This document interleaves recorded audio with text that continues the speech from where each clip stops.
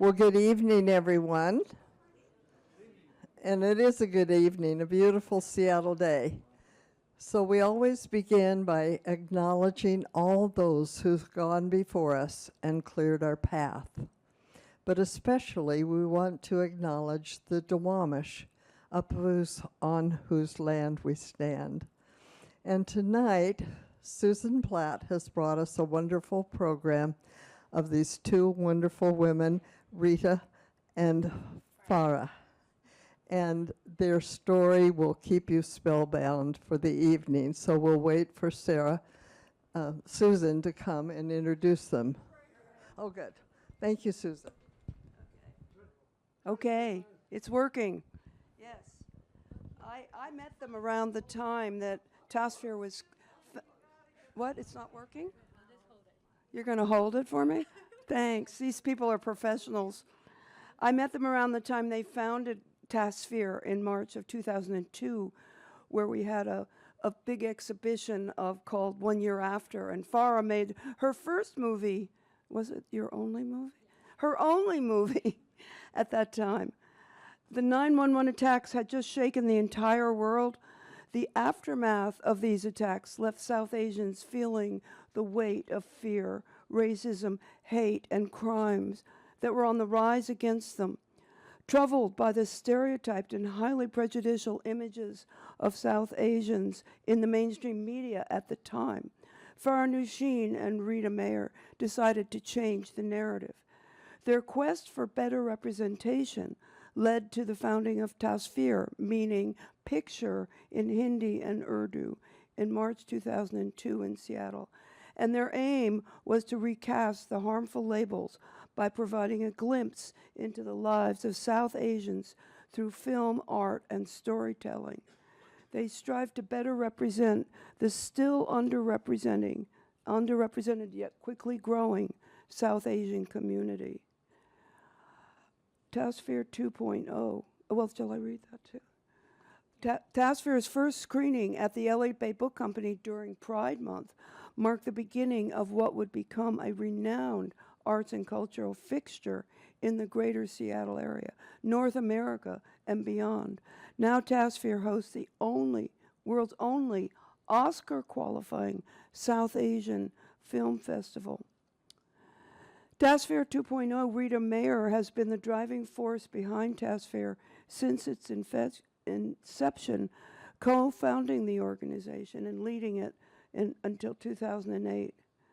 Since taking the helm in 2009, Rita has dedicated herself to transforming Tasveer into a thriving nonprofit. After shutting it down for a brief time, she restarted Tasveer in 2013. She made a bold decision to leave her other flourishing career and commit full-time to Tasveer, channeling her vision and energy to elevate the organization to new heights. One of her most impactful contributions was the creation of the Tasveer Film Market, a pivotal addition to the Tasveer Film Festival that fosters collaboration and opportunities for South Asian filmmakers globally. She also started the Tasveer Film Fund, the distribution platform Tasveer TV, and much more. But, as you will hear soon, the most recent achievement, and very exciting, is the acquisition of the Ark Lodge in Columbia City. So now I turn it over to Rita and Farah. Thanks. Thank you.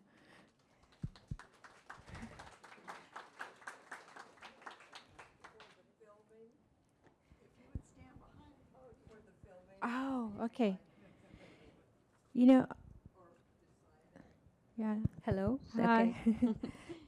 There's one thing I want to talk about is South Asia. If everyone knows what the countries are for South Asia, if you want to just call out some country names that is South Asia. India. Yes, Pakistan, Bangladesh, Sri Lanka, Nepal, Bhutan, yes. Maldives. Maldives. Yeah. What? Sikkim? No, I no, don't think. that's the state of India, No. Sikkim. And then Sri Lanka. Yeah, we said, and then we also added Tibet and Afghanistan, because Afghanistan is culturally close to us. But then, and it really, when we founded it, we really needed to make sure Afghan voices went out. And there's one more thing before we go on. I want to make sure I'm a little bit on a mission about pronouncing Tasveer.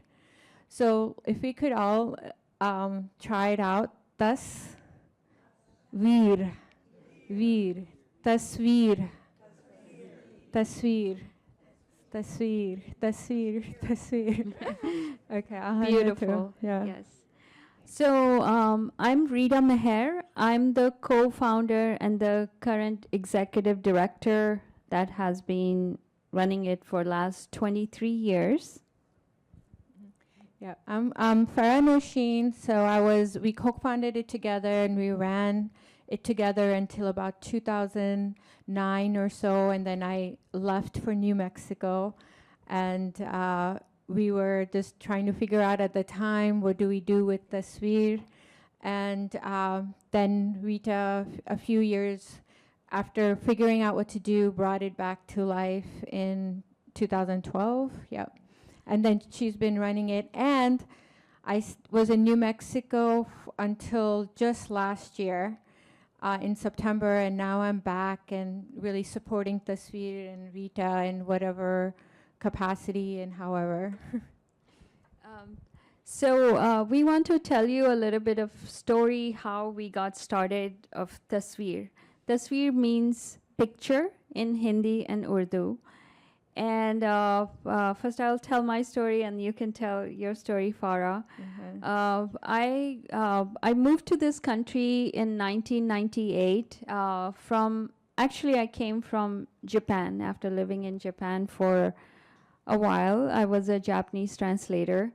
And growing up, I was born in India and lived all over India because my father was in Air Force. And every few years we moved around. So I never actually had, even though I'm from India, I never had a sense of home and never had my roots in one place. Yes, I would call myself Indian, but never belonged to one place. Then when we moved to Japan, I moved to Japan, and then I finally moved to Seattle. That was the first time in my life in 22 years, I felt, okay, this is the place where I want to call it home. And I want to put down my roots, and I want to live here and get married and make a home. And in 3 years, when 9/11 happened, I was still learning about this country and loving Seattle. But when 9/11 happened, I was walking down the street. I was still trying to find myself. I was having a hard time finding a job in Japanese-related work, what I was doing in Japan, and having some midlife crisis. I was walking down the street and I get yelled on the street like, go back to your fucking country. And that moment, I turned around and said the same thing to that man who got out of his car. I said, no, you go back. He was a white Caucasian man. I said, no, you go back to your fucking country. Not actually knowing the politics, deep politics of it. And sorry for swearing, that's what I was yelled at on the street. But that moment really, really changed me. And I was already in so much turmoil. My marriage wasn't going well. I wasn't, the home thing wasn't working out. I was still thinking this is the home I want to make, where I want to live. And this guy is telling me to go back to my home or country where I belong to. So when I was going through that further midlife crisis, Farah, who I had just met, She said, why don't you make a film on what you're going through, this turmoil and processes through storytelling? And I had never made a film before, and I had never done anything, but I always was fascinated about filmmaking. So I and Farah was also making her documentary, and I had seen that process. So I also followed in her footsteps and went ahead and made a film called Citizenship 101, which showed my turmoil moving to this country and trying to find a home and trying to belong here, but the process wasn't working out really well. So when I finished making the film, I put myself through a film school at Bellevue College and learned the process really well, learned editing, and I was loving that process. But when the film was made, we couldn't find a place to really, I gave it to many festivals, and they returned it and said, no, it's a very amateur film. But I was going through the topic in the film. I wasn't thinking about the production value. And we thought there must be other people also going through similar feelings and emotional turmoil.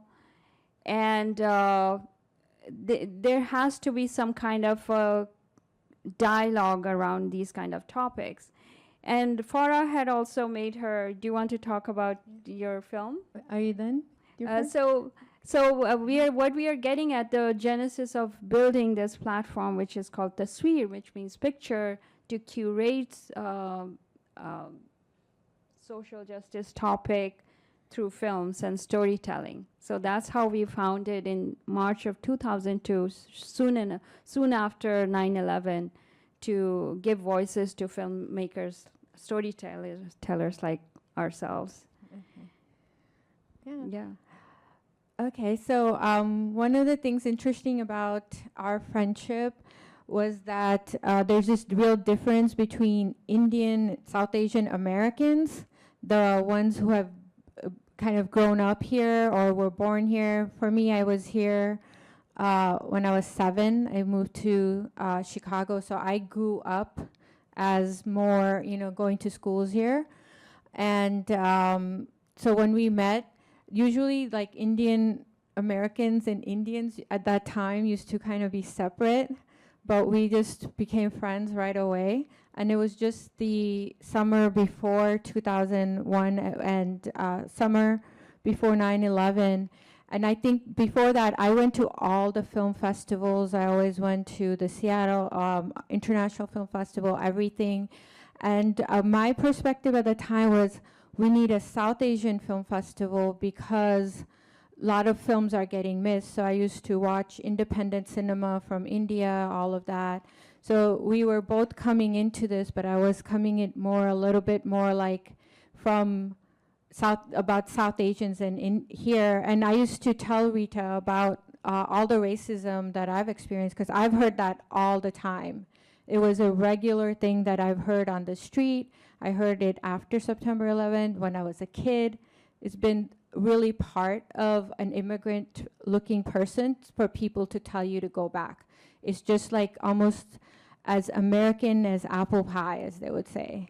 Yeah, it is. And only if you're in a brown body and you look different, then that's when you experience it and you know it. And I think that she saw it happened, and then it hit home. So I think that's what's really rooted, and we knew that after 9/11, the hate crimes really increased. Like, it was everywhere. There was a Sikh person who was killed. There was also another thing happening, was a lot of Muslims, including Pakistani Muslims, all these different Muslims, men were being picked up just by their name. Guantanamo Bay came about then. So there was just a lot of Islamophobia, a lot of racism. So our thing was that, you can respond in different ways, like go into policy, but you can respond through cultural change. Like we needed to tell people who we are so they stop like killing us. Basically, they stopped profiling us and all of that, imprisoning us. That's all. These were real like life things. So we had to tell them who we are. So that's why we founded the organization, because if you know who someone is, you're less likely to be against them. And that's, I know, is part of the diversity committee. It's like is to educate people about who people are so we could humanize them. And we're seeing that happening right now, where there's a dehumanization of people because we don't have knowledge about them. So that's like the purpose. And another purpose is that the South Asian community in Seattle was really spread out. There wasn't unity, so the Indians stayed with Indians, the Pakistanis stayed there, and even Indians, they didn't stay with Indians. They were like Gujaratis and Punjabis. It was very scattered. So but me personally was really keen on was creating a progressive South Asian community, like bringing all the Pakistanis, Indians, everybody together and say, what is a progressive community look like? And that's, again, that's what diversity and many of the committees here are doing. So, and we accomplished that because people were coming together, and then all kinds of people came to learn about South Asians. So that's what's been happening since 2002, and we also wanted to open it on Pride so that everybody knows. It's like one of those issues that people, it's like a, what do you call that? Litmus test of progressive thought. So to do something like that for a South Asian to be founded on, make a clear voice on LGBTQ issues was like almost unheard of at that time. So yeah, I mean, that was a lot, but so now I think we could even go after this one. Yeah, so then we started in 2002, we started showing one film at a time, and in 2004, when we started the first film festival, Independent South Asian Film Festival, and it started out at Broadway Performance Hall, the first year, 2004, and now this year is the 20th year of the South Asian Film Festival, and as it was mentioned, Susan said, it's the only Oscar qualifying South Asian Film Festival in the world.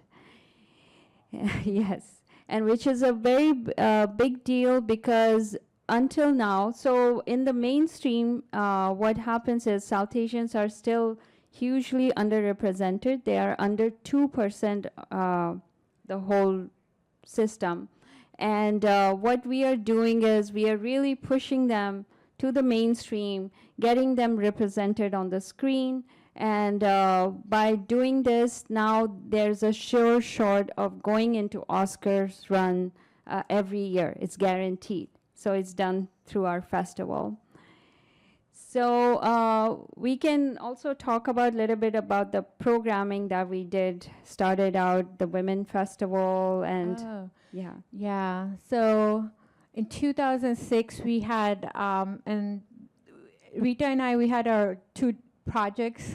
We had different things, and I was really wanting to have more around feminism and women's voices. So we started another festival. It's called Aina, which means mirror. And it had not just film, but we had women speakers. We also had, we started a thing called Yoni Ki Baat, which is a South Asian version of vagina monologues. And these things were really a big cultural risk in our communities, like having a vagina monologues for South Asians, and for them to be talking about this was just really unheard of, and having all of these things. And many of the women right now in Seattle who are very active in politics have gone through our program of Yoni Ki Baat and vagina monologues, because it helps them write their stories. So we had that going for quite a while, and we kept that going. And even though while I was in New Mexico, I was always on the board. I always flew in. I always talked to Rita on the phone. I came in whenever there was issues of any kind, anything. So we were still really connected the whole time. And I just want to also add that the sphere is really built on our best friendship. So yeah, and we just also decided both of us are going to move in together here when To we the Horizon Yeah. house. Today you all Yeah. sold it. yeah, if there's 2 bedrooms, we're taking that. So I have a short video which would encapsulate everything about Tasveer. It's a few years old, but it would really give you a whole picture of Tasveer. So I want to show you this video. Also, and does anyone have any questions or comments? Can you read us what you had up before on your mission and just tell us what it said, please, to the group? All right, the mission, let me see. To inspire social change through film, arts, and Yeah, I knew that. Okay, yeah, I knew that. The mission is to inspire social change through film, arts, and storytelling is the mission. So, and while we have shown films, we also have had many performances. We've also had visual art over the years. We also do a lot of collaboration and partnerships with other local organizations. Yeah.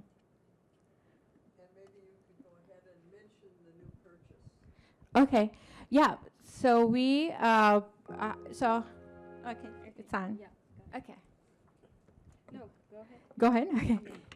Okay, so, so ever since we founded the Sphere, we always struggled with theaters. Like, we always had to, like, ask a theater to rent a theater, and we always dreamed that someday we'll have our own theater. Like, it was from the beginning.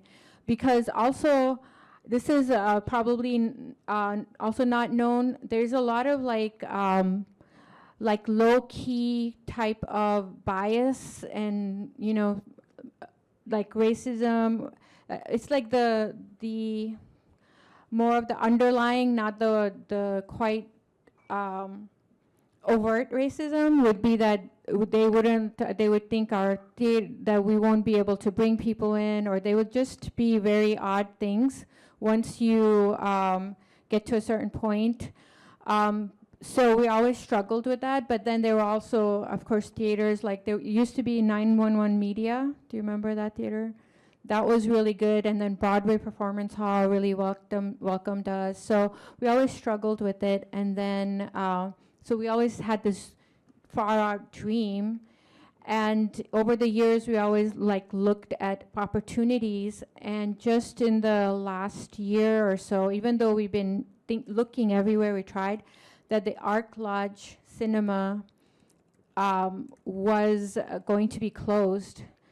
And Rita, this is Rita's doing, she saw a for culture grant and just went and applied for that, worked all night to get into it, and we got the funding to actually purchase Arc Lodge Cinemas.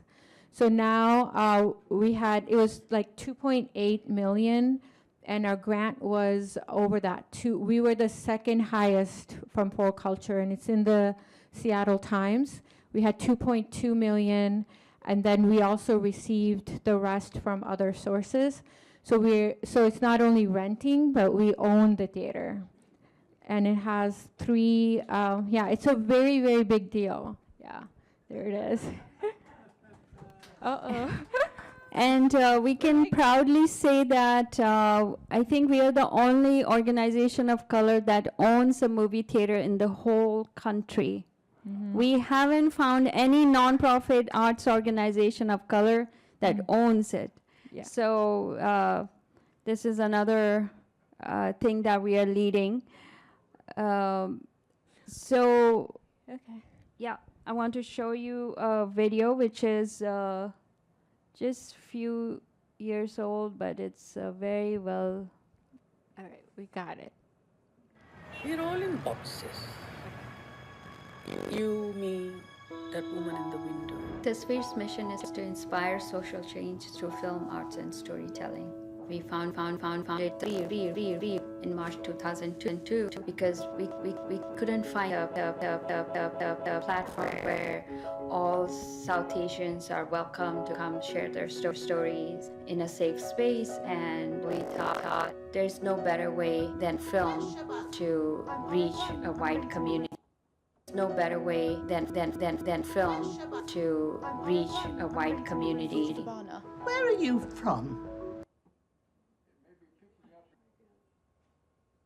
To reach a wide community. Where are you from? I just moved from Crawley. Oh, no, you haven't. You're from Pakistan. South Asians in general love to watch films. We have the largest film industry in India. ऐसी दौड़ ना मिलती इतनी चिकनी टांगे बचपन से ही अम्मा हमें पिंकी के जैसा गोरा और खूबसूरत बना All our community members who join in and put their volunteer. You know how to put it on the big screen. Oh, microphone. Right. You can't hear me. Okay. Sally's 90th birthday is today. So we can all be very happy to cheer Sally while we're waiting for the technicians to get going. Thank you. The happiest days of my life have been here with all of you in Horizon House. It's total freedom to be who we are and have a community that supports us. Oh, sorry. We'll talk a few minutes more, and we will show a short film that when we became an Oscar qualifying South Asian Film Festival, the very first year we selected an Afghani film and we submitted it to the big running of Oscars. They get about, from the whole wide world, there are only 70 festivals that have Oscar qualification, and we are one of those. There's like 6,000 festivals. And those festivals submit films, which is about 6,000, or each festival can submit one or two films. So from that, they select only 10 films, which is a very big deal. Only 10 films, which are shortlisted. And when we got selected as an Oscar qualifying film festival, we submitted an Afghani film in 2023, and that became Oscar shortlisted. And we brought this film for you today. Hopefully it will play. It's a file, not on YouTube. So we will show that. But few more things that we have accomplished. When in 2009 we decided, after running it for, starting in 2004 and 2009, when Farah moved to Albuquerque, I felt very alone, and I said, okay, no more Tasveer. I closed it down actually in 2010. There was no event. And then in 2011, again, said, okay, one more festival, and then I will close it down. Because I didn't know what a grant is, what a nonprofit is, and all that. So I did one more festival, and I closed it down in 2012. I didn't do anything. But Tasveer never left me. It was like inside me. By then I was, my movie making career or video production career had taken on, and I was working a very good job. I was working at Microsoft as a video vendor, really making good money. But one day, one afternoon on March 4th, around 2:11 p.m., something came upon me. I got up and left the office building. I said, I'm never coming back to corporate world, and Tasveer is what I'm going to do every day from here on. And next day I called City of Redmond. I live in Redmond in Sammamish. I said, do you have any office space? I said, yes, we have a broom closet size place. It was this big. I said, okay, can I please use it? When I have money, I'll start paying. I said, okay, you can have it for free. And so I pulled in a desk in there, and I would go there every day, and I would coin myself as the executive director. And I will sit on one side, and I called a friend. I said, can you come and volunteer and just be like, come and support. She it wasn't working, so she came and sat on the other side. So every day I'll go to the office and sit there and start doing emails and start preparing the 2013 film festival. I was going to bring back the Tasveer Film Festival.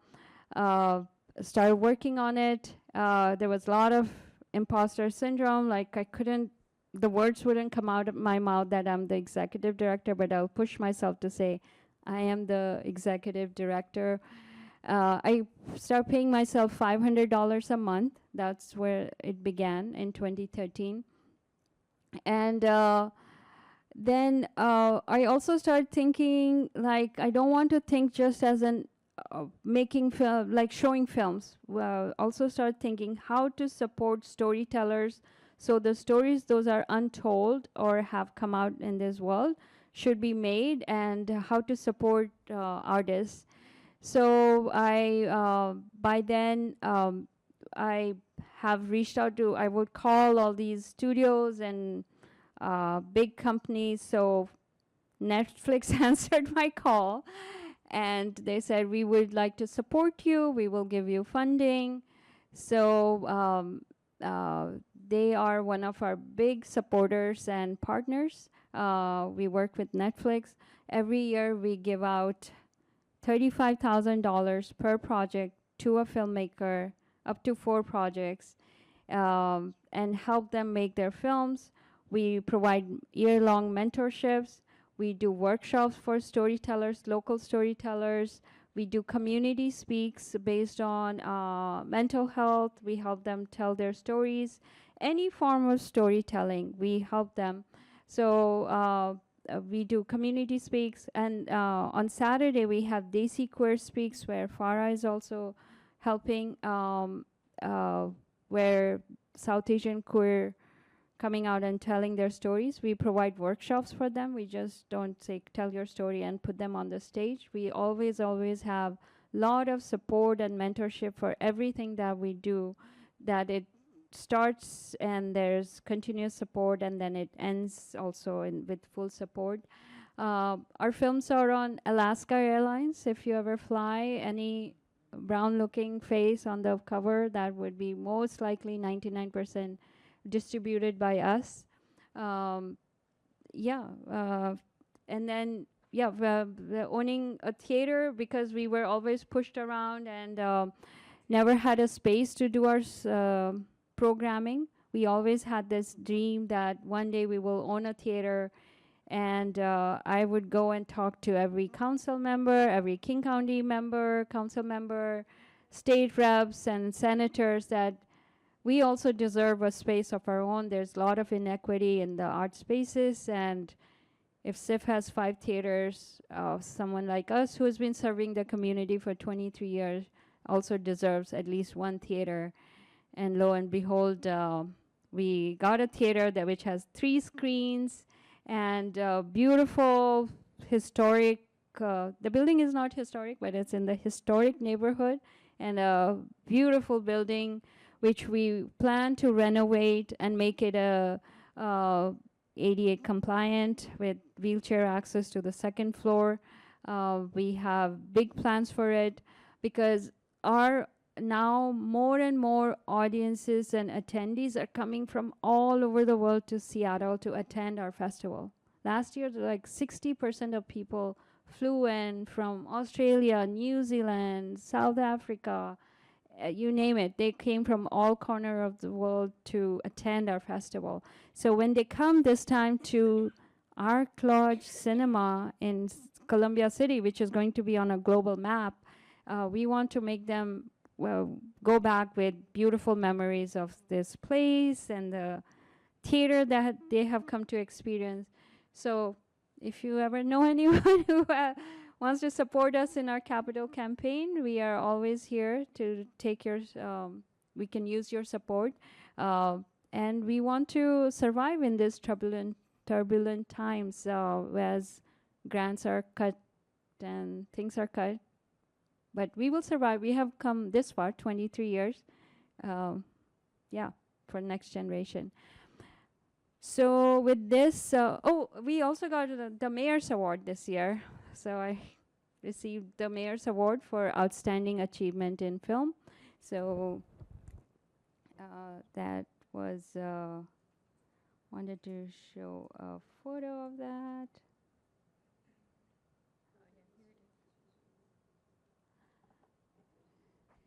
So we got this. And we also launched, as Susan said, we launched a market where it's a vibrant place where if you have an idea of a film, we want to put the filmmakers and producers in direct contact with the decision makers from the studios. So we have been doing this. Nobody has done this in Seattle. We are boosting the creative economy of the region.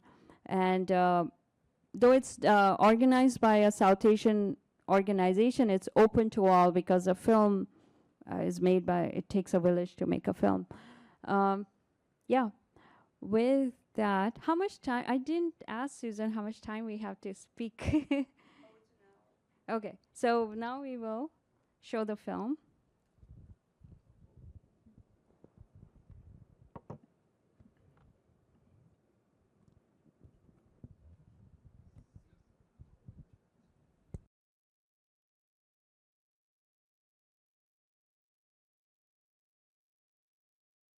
Comments?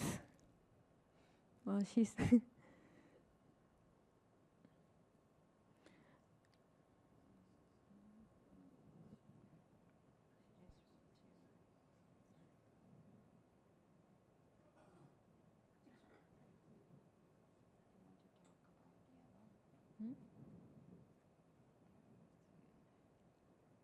When you have the film festivals, how do you get the participants? Yeah, that's a great question. So there's something called Film Freeway. It's like a software that a lot of the film festivals use around the whole I think world probably, and they can filmmakers apply to any festivals that they want. So we're listed in there, so it makes it very easy for filmmakers to apply. Now, this wasn't there when we first started. So when we first started, we would just put out a call and we would do research and find the films. We'd look at other festivals, and there's still a little bit of that right now too. If there's a film that's being shown at other festivals and it's getting good reviews, we get that film, we reach out. So what we do is we'll get, I think there were like, how many, 300 or something this time? 500. Yeah, this last one had 500 because it was Oscar qualifying. So we have a team that looks at all the films and then rates them. And the Film Freeway allows us to rate is like, how is the story? What is the quality of the film? Just on different points. So then we rate that within our team, and then we see what got high ratings, and then then it makes it. So now when it makes, there's a lot of short films, so now we have to create the programming. So we put it through categories. So this is a queer film, this is Muslims, this is education, this is women. So we have categories, and also by cultures and language, so that people can search those programs. Yeah, and this is generally how other festivals do it as well. It's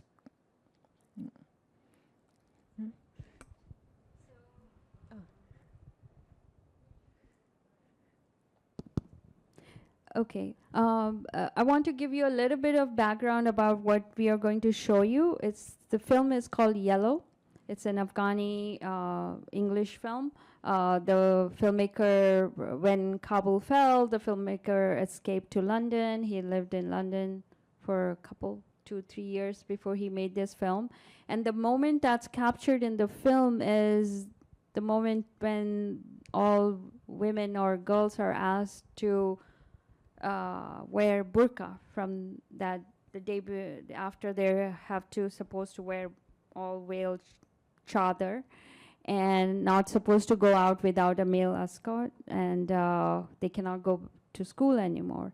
So this is the moment that's captured the day before when everything is going to change, and it's called Yellow.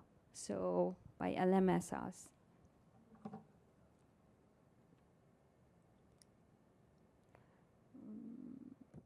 Has anyone here been to India or South Asia? Wow. Can someone talk about their favorite memory? What stood out from India? We traveled all over India we were there quite a while because our church was related to, it's been there for 100 and some years. So we've saw churches which were larger than our churches here in India, and it was quite marvelous. And a lot of time in Madras, and offhand I can't think of the others, but we traveled over a lot of places and loved it. Anyone been to Pakistan or Bangladesh? I've been to India. I think my favorite is going to the Taj Mahal in Agra. And we visited in the morning, which is beautiful white building. In the evening, a late afternoon, with the sun coming through, it turns a golden color. So it's quite beautiful. And we visited the Red Fort, which is up in that area, and it was a beautiful experience.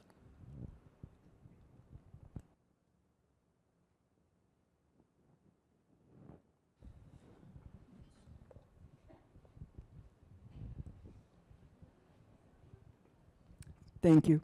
In 1960, I had the opportunity to represent Washington State University as an exchange student for a year in Baroda, India, which is about 100 miles north of Bombay. And it was just a wonderful learning year, living with the women in the dormitory, talking to them every day.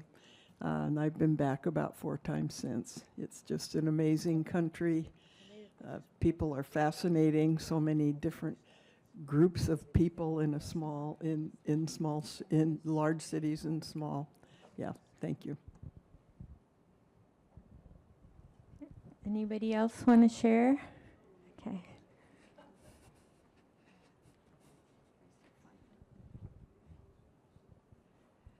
Since Madge told her story, I have to tell mine. I went to India in 1962 when my husband was the Peace Corps doctor for the Peace Corps in India, and it was just getting established, so it was like you were there at the creation. We had 2 small children. They were 10 and a half months and 2 when we came, but people were so wonderful to us, and it was just a really exciting time. So I have great memories.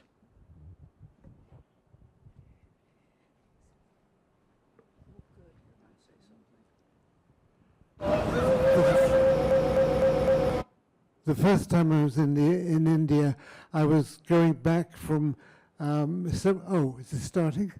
No, go ahead. Several years in Pullman, back to England, and we made some stops on the way, and one of them was Nepal, and then the next one was in India. We went because it was summer and we had 2 small children. We thought Kashmir would be ideal, and is this going to work?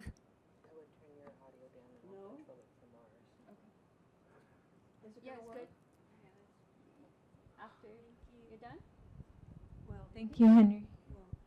Is it going to work? We Yes, watch it's, Go ahead. please. Okay. Go ahead and show them. So let's.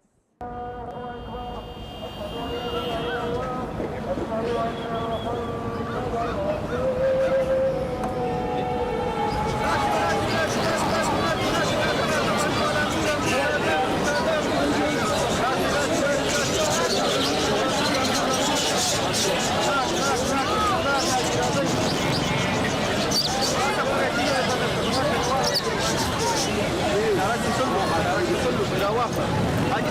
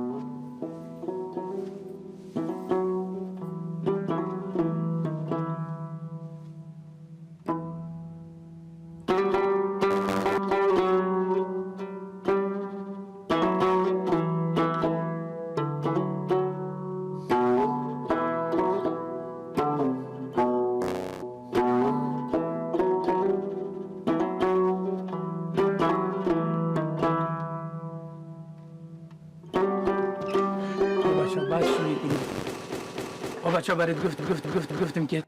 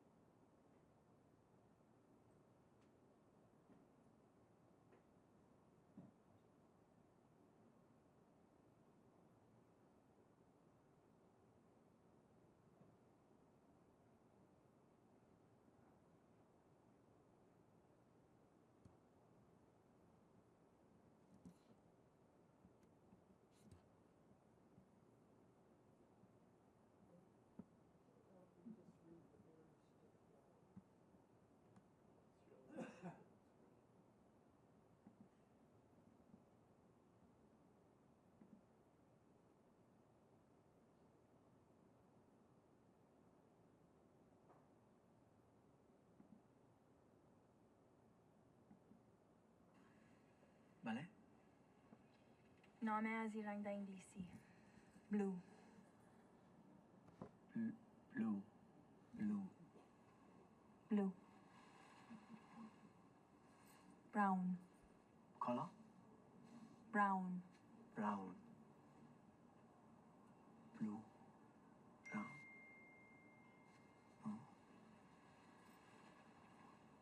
اجازه؟ بله بفرمایید.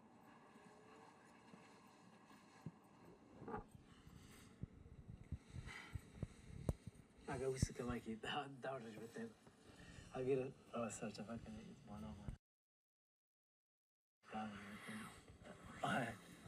نه بالای برن که مایکی دیگه طرف دیگه طرف دارش از دیگه طرف سایز؟ اگه ایسی دارش بالا دیگه هم پایین ببرن دیگه باش کجا اونموتی آفرین بعد کمکی دارش بود دیگه هم کمکی سایز؟ سایز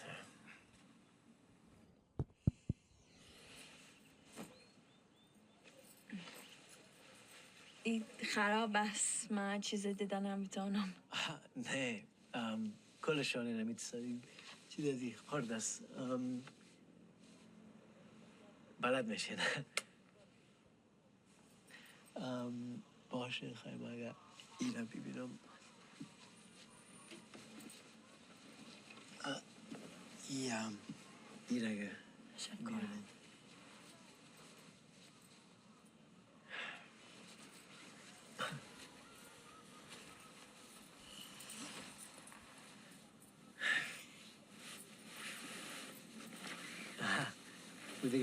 دیگه طرفش است آفرین پس دارش بتن کمکی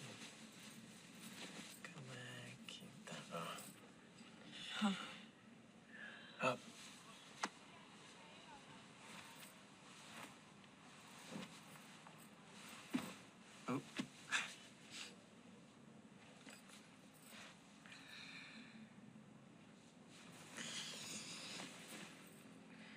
عکس از من رو میتونی بگیری؟ من خدا دیدن نمیتونم. بله چرا نه. آیفون باشه. خب باش ببینم. باشه اینا کمکی. آینه چشم.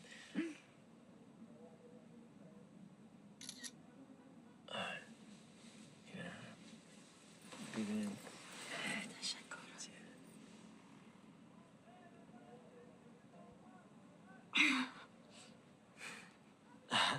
خراب است. چطور سایز؟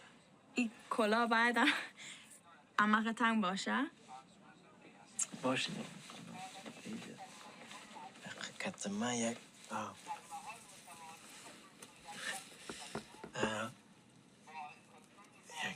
دقیقه باشه. اجازه است؟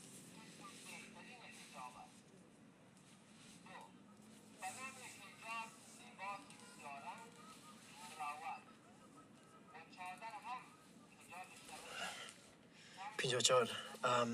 از هرات یک چادری هست شاید براتون خوب باشه. ما میرم بیاره بشه. تشکر.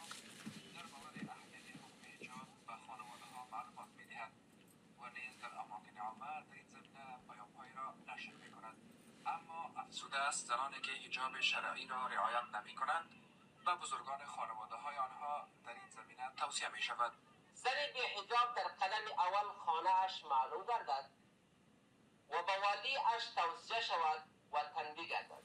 در قدم دوم ولی اش به ریاست مربوطه احضار گردد. در قدم سوم ولی اش 3 روز بندی گردد. چادری که در میهن عزیز از قرنهای متمادی بدین سو یک بخش کلتور با عزت افغانی است. قسم بهترین حجاب است. 2. به نام حجاب لباس سیارنگ مروج و چادر هم حجاب شرعی است که تنگ و چسب نباشد. در اعلامیه این وزارت گفته بوده که در مرحله نخست از طریق منابع و رسانه‌ها در مورد اهمیت حکم حجاب و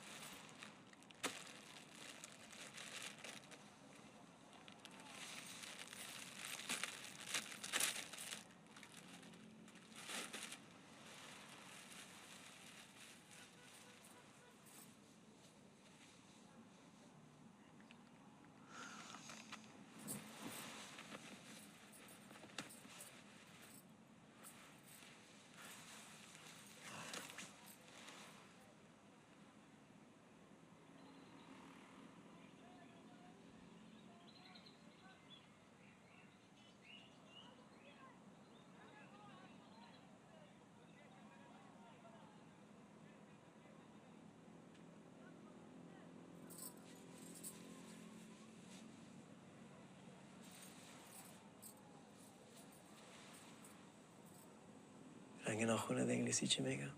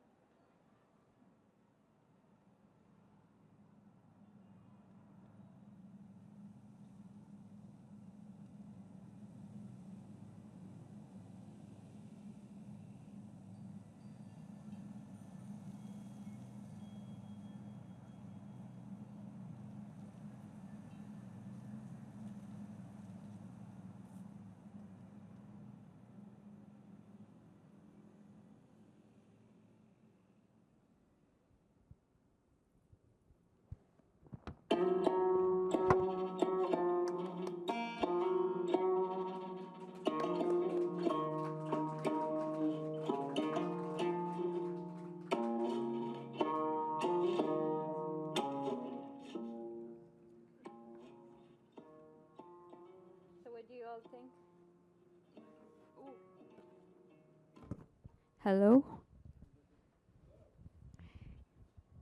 So, yes, that's such a powerful film. Just 10-minute film, but it speaks a volume and what all girls must be going through in Afghanistan, that they don't have rights to education, rights to go out freely on their own, and much more that's being reported to the international news that we know about. So, yes, Sally?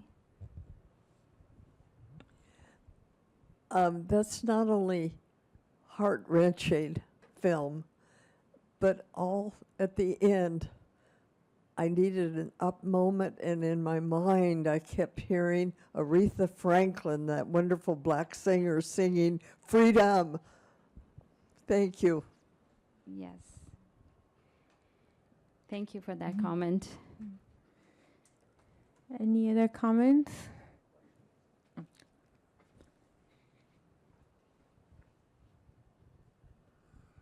Things have so changed. In 1975, we visited Afghanistan. It was such a lovely country. The flowers were great. The Russians hadn't invaded yet. Nothing yet had happened. You know, if you read the book, The Kite Runner, it's the beginning of that. And we were so fortunate to drive through Pakistan and India all the way down to the Taj Mahal. And we had 3 days in Amritsar because the plane didn't go up to where we wanted to go. But I want to say it was the right time to go. Now, I would be so delighted to have it be the right time to go again sometime.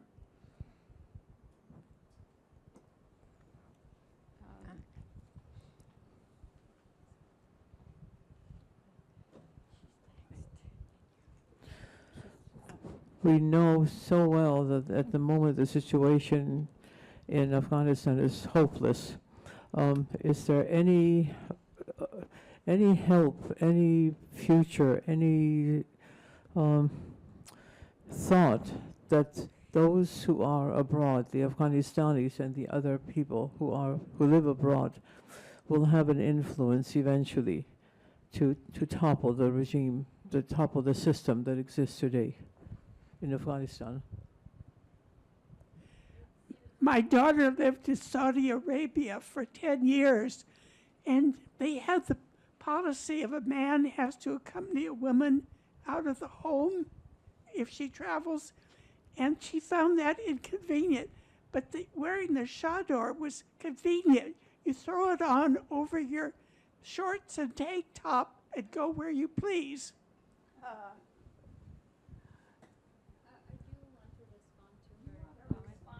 I want to respond to your comment. So that's exactly what we did. We pushed that story to the world stage. So it was Oscar qualifying. So the whole world could see it. And we want to bring stories from filmmakers, storytellers, from Afghani storytellers, and tell the world that what's going on, and whatever support we can give. Now, this year, Afghanistan is like, we can't even bring them over. I think there's banned, visa ban. But we will continue to tell their stories to the world. That's the least we can do. We cannot send them money or send any, we don't have any contacts in Afghanistan, but the people who have left Kabul or Afghanistan, they are living all over the world. We are trying to bring their stories. You know, in the 90s, there was an organization called Revolutionary Women's Association. It was called RIVA. Have you heard of them? And I was following them. So they were very active. They were having schools. This is the first part earlier. So this is in the 90s. And they were teaching girls on their own. They had a whole movement. So I think that there's always resilience, you know, where there is oppression, there's going to be resistance. And we see that all the time. You can see that in all the videos that are coming out of Gaza, like we see people resisting in different ways. And I think like those stories, again, as Rita said, those stories of resistance, yeah, we want to see that. We had a program here, I believe it was last year, of an organization that was in Afghanistan, educating women underground and behind, in secret. Salwa, I think it was called. So there are organizations there. They're based here, actually, but there are organizations that are giving women education where they can. I wanted to ask, if I may, I wanted to ask, so Rita, you were listed as a producer. Was this film made actually in Afghanistan? And how does it happen that you were the producer? So I joined the crew later, after it was finished. They needed support to promote and marketing for Oscars, so I gave them money, and a couple of my other friends, I asked them for money to support with the Oscar campaign. This film is, I think, yes, Elham did go back to Kabul for a weekend. This film was shot within 1 weekend because the cameras are banned and prohibited, and it cannot be seen. If you're seen with the camera, you will be arrested. So they closed down the store where he was from, and they shot it very quickly. Yes, it was shot in Afghanistan.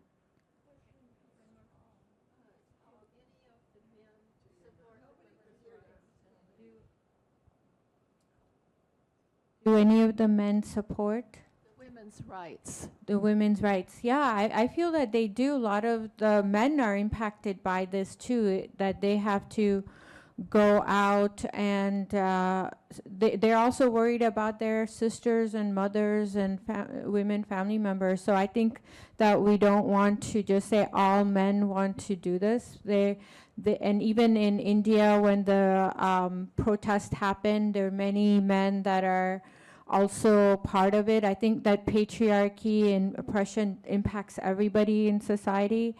So they were also used to having women in their classrooms everywhere. So I think definitely. And one fun fact, the guy who's playing Oud is the director, Elham, in the movie. He's the director also. And he is a feminist, and he will continue to tell stories, women's stories. So he's making his next film. He's going to come to Seattle to our market. The market is for filmmakers like them. So he's going to pitch his next story on women's topic, and then he's going to, if anyone wants to get involved, that's how you can support how to tell the next story. And that's one way to get involved with and support. Okay, so this is the last question. The last question is, those of you who are obviously bringing light to the Taliban, are you in any danger, whether it's in America, in Europe, wherever you are? I mean, is the Taliban reaching out to silence you? Not exactly Taliban, but there are other kind of dangers that we do face. We are taking a bold step by telling these stories.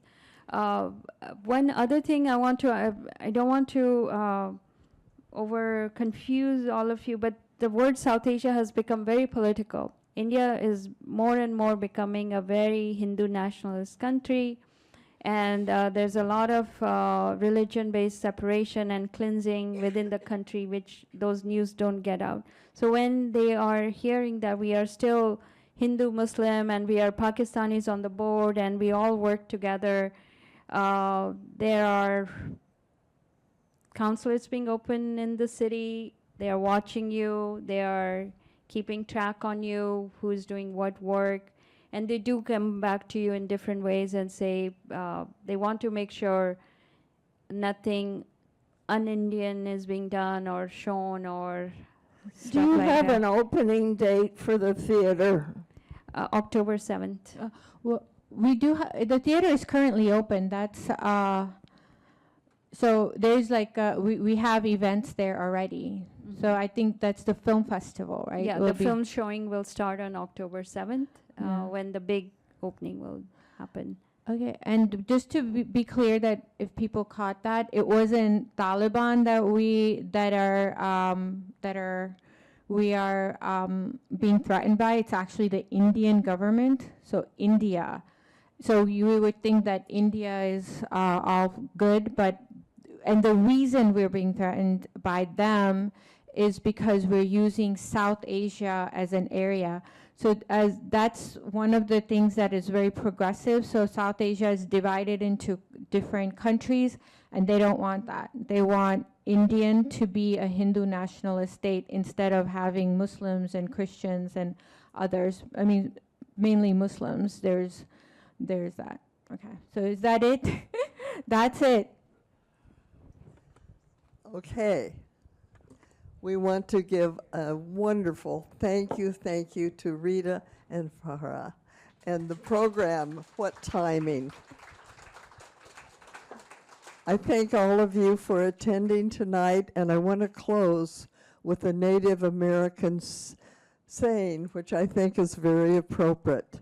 And the Native American saying is, "We will know forever be known forever by the footprints we leave."